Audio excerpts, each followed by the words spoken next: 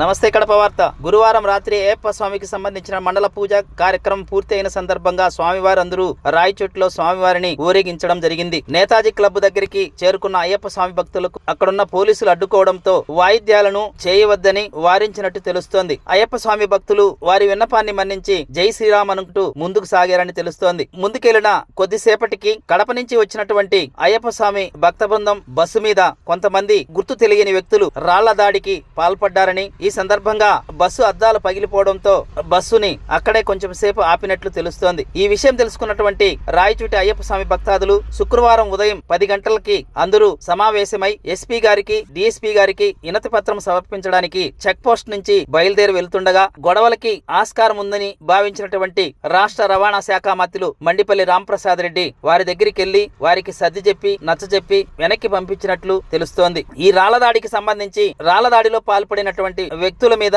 తప్పనిసరిగా కేసు చేసి తగు చర్యలు తీసుకోవాలని అయ్యప్ప భక్త బృందం కోరుకుంటోంది.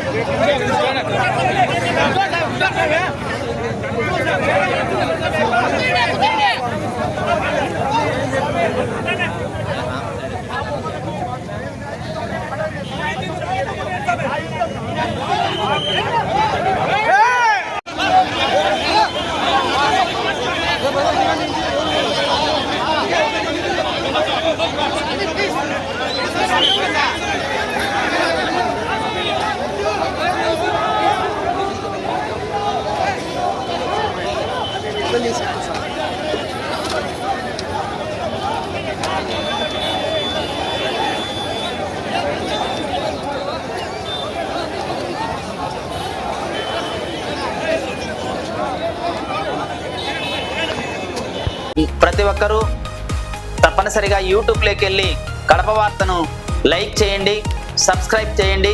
ఇట్లు మీ జి రమణయ్య, ఎడిటర్, కడప వార్త.